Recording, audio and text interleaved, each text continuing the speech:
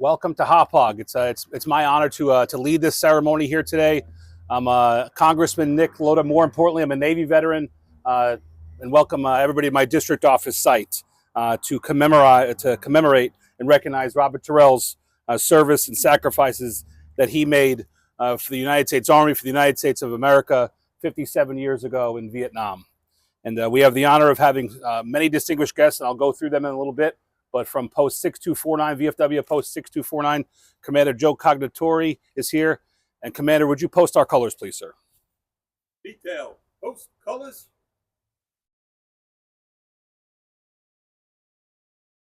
And to lead us in the pledge is Daniel Terrell, please.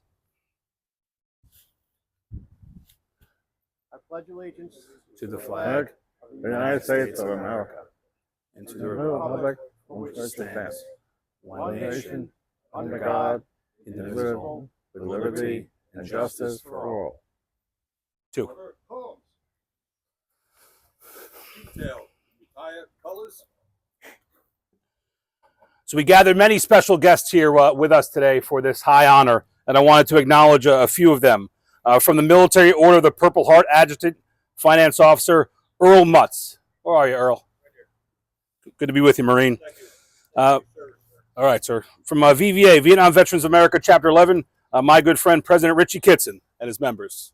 These are the fellows in the green jackets. From Rocky Point, Veterans of Foreign Wars, 6249, we acknowledged him once already, but my good friend, Commander Joe Cognatori, thank you for being here, and thank you for your members.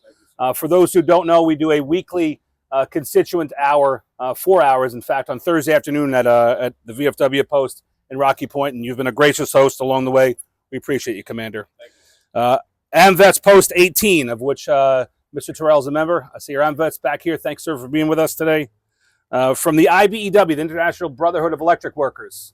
Saw you guys back there. Thanks for being here. Dan Hilton, thanks for being here today, sir. For those who don't know, Mr. Terrell's union, he worked there for 30 years as a union electrician. American Air Power Museum, I understand you guys are here today. Appreciate all that you do for Long Island and for being represented here today. Mr. Terrell's late father's medals and others are on display there. If you haven't been to the museum, please get there. And to Mr. Terrell's family and friends and neighbors, we appreciate you being here especially. As a Navy veteran and a lifelong Long Islander, it gives me great pride to lead this ceremony here today to present an honor that's 57 years overdue. A true hero of the Vietnam War, a member of the AMVETS Post 18, the Rocky Point VFW Post 6249, and a retired 30-year union electrician. From 1966 to 1968, Specialist Terrell served with honor in the Army. And 57 years ago, during the Vietnam War, he took part of Operation Pershing. And then Specialist Terrell and 7 other soldiers were injured by an enemy grenade during that war. And he was injured while he was preparing to move out after some very heavy and intense fighting the day before. And he sustained shrapnel wounds to his shoulder and his jaw, and he was airlifted to address that very severe medical issue. But despite the severity of that issue and the serious injuries he sustained, right back at it, flown right back to the battlefield very soon thereafter to engage in fighting on behalf of our great country, ignoring some of those injuries, not even having anybody document it, but yet carrying that with him. And Mr. Terrell still carries with him today shrapnel in his shoulder and in his jaw, a severe memory of that day. And despite his actions and his service, which merited at that time, 57 years ago, the Purple Heart, he was never rewarded with our nation's medal. And the work to receive the Purple Heart spanned decades. And in early 2023, my team here, and I'm blessed to have some awesome people on my congressional team, worked to help secure Mr. Terrell's father his World War II medals. So he came to my office not for himself, but for his father, to ensure that his father's legacy was properly commemorated by making sure this father got his World War II medals.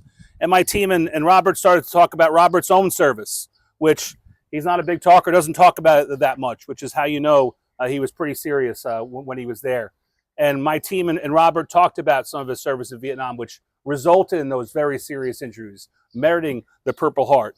And we thought together, let's get you, sir, the recognition that you deserve. So my team got to work, and within 6 weeks, led by Jenna Donahue, casework director, and Tom Weinman, our caseworker, helped with the Department of the Army, the Department of Veterans Affairs, ensure that he finally secured his well-deserved, well overdue 57 years, his Purple Heart. Because on May 31st of 1967, he sustained those injuries on behalf of our nation. And we are proud to be gathered here today to finally recognize with that Purple Heart the injuries that he sustained on behalf of our great country. So, sir, without further ado, I want you to join me here at the podium, if you would please, Robert L. Terrell. And I want to present you with your well-deserved and overdue Purple Heart.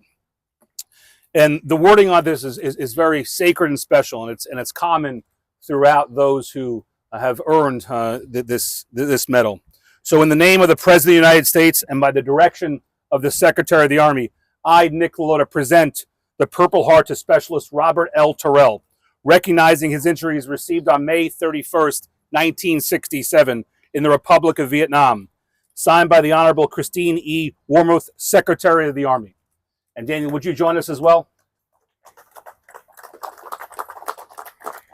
Yeah,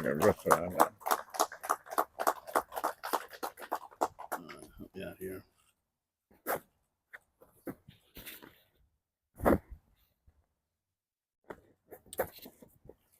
Want to take it from here?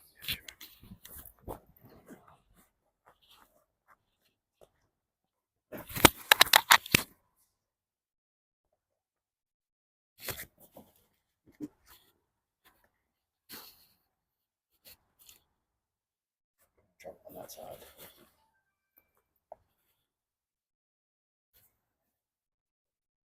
Hey, Drew. I didn't bring my reading glasses. Huh? Yeah. I gotta get it.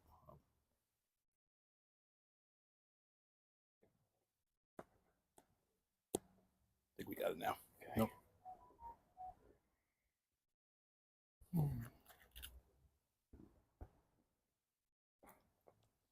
Move your hand away, please. Yeah, sure. There we go. All right.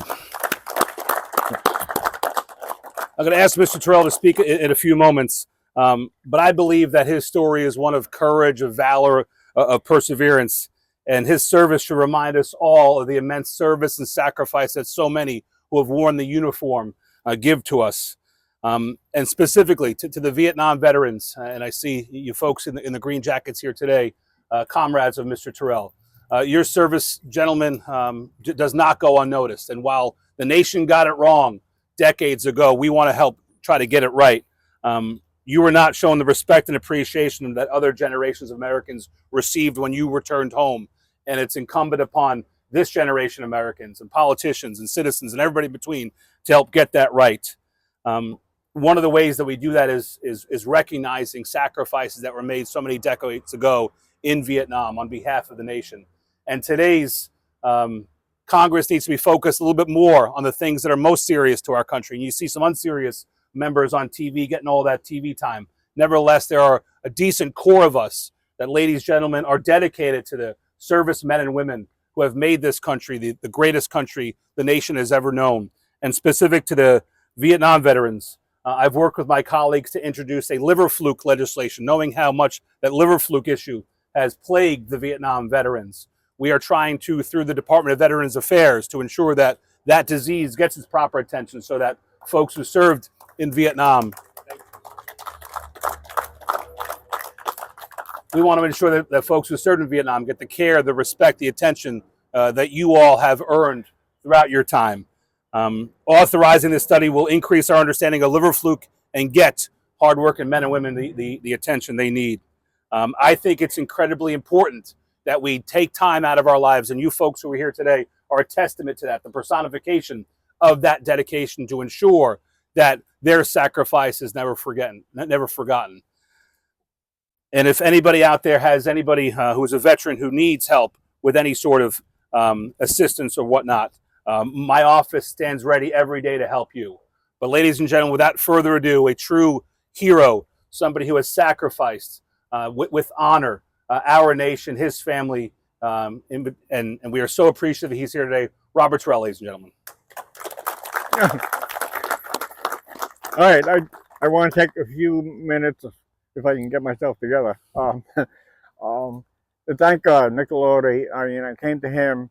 I first went to a couple of congressmen in the history in my past, and we were unable to get the awards for one reason or another. And I kept going back into getting all the morning reports, the afternoon reports, and all the reports from the 15th Med Division of how many were in that mass unit that was booked. And they treated me as an outpatient because there was no beds ready, so I was treated outside sitting on the sandbags on the tents. And I was pulling out the shrapnel out of my shoulder because after I got my men medevaced out and got him in the hospital, all of a sudden the pain started coming back. So I had to get the shrapnel out, and the nurse came out and she said, "What are you doing? You can't do that." I said, "Watch me." I said, this metal is metal on my shoulder is killing me. I said, the numbness is gone. Now I'm in a lot of pain. So she went back in, she got dressing, and she put some guard, I guess massage and stuff like that. And then she put the dressings on, and she went and got a doctor. The doctor came out. The worst thing he probably could have done, and people ask me, why you say that? Because after I got a shot of morphine, it was like a warmness. And you guys that have been wounded, when they pump that morphine in you, and all of a sudden, as the warmness comes over your whole body, and I'm just sitting there going, "Oh man, I finally can relax." The pain was gone, and then the bad thing about it was that here I thought I was Superman. I got my M16, I got my web belt, and I got my rucksack, and I put it over there. I said, "Geez, they told me I got to stay here and go for X-rays." So I went in the hospital, and I saw all my guys, and the one guy was blown in half. And the thing that haunts me the most is because I knew he was blown in half. From his waist down, it was gone. And I looked around for his legs and stuff because they say you can always reattach him if we can bring him early enough. Well, sad to say, I couldn't find his legs or anything else. So I assumed that the Kruger was dead, and I grabbed him by his hand and I threw him with all the other gear. When the choppers came in for the medevac, I threw him and everything else in the choppers. And sitting there outside on the sandbags, going, "Woe is me! What the hell just happened?" Right? The doctor came out, and he came out and gave me a shot of morphine. He told me, "Mr. Terrell, you saved all your men." And I looked at him. I said, "No, Doc, it's impossible. Kruger was blown in half. I could swear he was dead." He said, "No," and he lived. 2 hours later, he died. But the fact that he was still alive when I was throwing him around with all the gear and all that, I guess it wouldn't have done any good anyway. But that's what I had to say. It is what it is. And then I was trained when I was going to go to Vietnam that the way reconnaissance works is that you're expendable. The mission comes first. When you're on a 4-man team and someone gets wounded, and you call for a medevac to get the person out, whether he's dead or alive, they know the medevac can't come in because then the mission would be over. So numbers of times they tell me, "Mr. Terrell, I was Pony Soldier 4. Carry on. Your mission is to keep following the NBA. We don't care. Just carry your men with you." And I tell them, I go, "Well, it's just me and the RTO now because my rear guy is got to carry the wounded or the dead." I said, "So how is that possible?" Meanwhile, it is. So, and you keep going. So today that haunts me, and This is why it's hard to get the Purple Heart when you're in reconnaissance, because the mission is to keep going. I got stabbed in the back with an AK-47, and keep on going. Just keep on going. So this one here, I was able to go to reunions, and the reason why I go into reunion is because I crashed. In 2002, I went to a retirement seminar, and I came down with survival syndrome. And I had to go to VA to get a psychiatrist to program myself to cope with the situation. So the idea was, don't forget about them. Remember the dead and wounded that I gave on choppers and put them in medevacs and never knew where they went or whatever. Those are all open circuits. So what happened was they said, you got to get a hold of your unit. And my service advisor, Jeremiah Simpson, which I wish he would be here today, but he's in Northport and he's taking other kinds of dentals, and he's having all kinds of neuropathy, so he couldn't be here. But he went through a lot with me, and he got me my 100%, got me more than that, got me 140%, but to me only recognized 40. But I'm still here today, I'm still kicking, and every day is a fight to get up and keep moving. And all young guys, regardless of how bad it gets, you got to remember one thing: we got to keep going. The secret of the game is keep going. Get up in the morning and pray God that you're still alive. You have another day. And that's what you got to live for, what we can do today. So anyway, enough of your time. But I want to thank Nick and all his people. They did a tremendous job. They did a job. I sat in his office and we went over all the paperwork. And they said, there's no reason why we can't get this for you. And he did. In spite of all the rest of the people. And there was a number of people that tried to help me, including Jeremiah Simpson. And they couldn't do it. But Nick and his people did it. And I want to thank everybody and everybody that came out today to represent. And the other thing is that we may have lost Vietnam, but you ask any of those commanders that we fought against, we never lost the battle. We may have lost the war, but we won every battle. And I'm still here today to tell you that it's fact. And it turned into the political war. And the only reason we lost Vietnam is because they decided not to fund the project anymore. So if you don't have money coming in, you can't have troops there. How are you going to feed them? How are you going to take care of them? So we had to get out. So I want to thank everybody. And we couldn't have war ceremonies back then. And I asked, and they said, we don't want to draw attention to you because they were protesting all the funerals too. So we became the hidden army that never was. So here we are. Like I said. All right. Thank you, everybody. Stay up here for a second. Stay up. We don't want to hide this anymore. We want to honor the sacrifice and hope that you, like me, were inspired by Mr. Terrell's not only actions today, but his actions before, but his words today. This is the part of the selfless sacrifice that so many of our men and women in uniform went through and continue to go through. They put the mission before themselves. And when he was sent to get care that day for the shrapnel of his body, right back to the battlefield, and you witness that through his words today. He's always putting the mission, the country before himself, and that is an inspiration, sir, to me and my team and everybody in this community.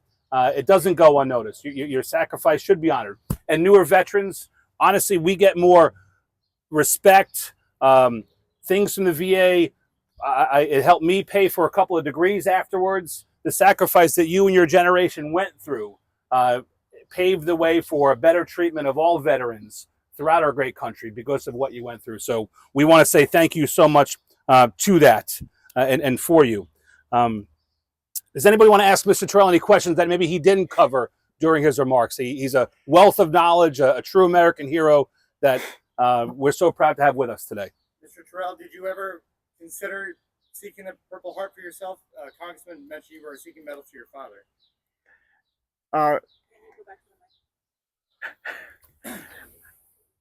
Oh yeah, a couple. Well, on the anniversary of which would have been my father's hundredth anniversary birthday, right? I decided to look and see what kind of records he had, and they were helpful. They got me his service records. Upon doing that, we're going over the records and we're saying, wow, he's entitled to all these medals on his.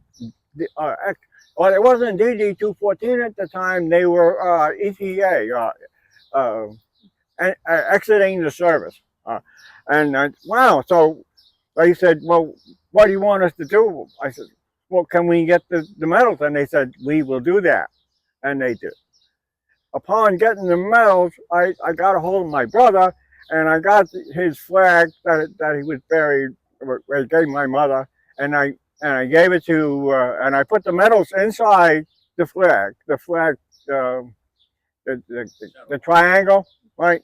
I put the medals in there, and I contacted the Air American Power Museum in the Republic, and I donated that to it, and it's on his medals and all that stuff, and they're on display at the Air Power Museum. And upon that, I asked the guy, I says, how about my stuff? And he said, well, if you want in the future, they want some of my stuff. So that's where we are now. So, but as long as I'm alive and still kicking, I want to keep going. We want to do one last thing before we break, and stay with me, sir. And Daniel, if you would come up too, please. The Purple Heart is for the sacrifice from 57 years ago, to recognize the physical sacrifice that Mr. Terrell made 57 years ago.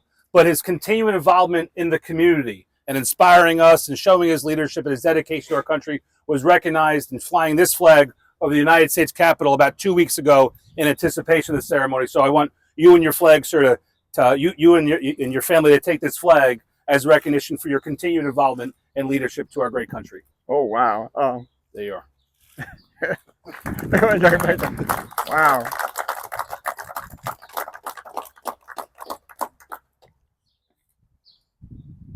All right. God bless America, guys. Thanks so much for being here. Appreciate every single one of you. One more round of applause for Mr. Terrell, please.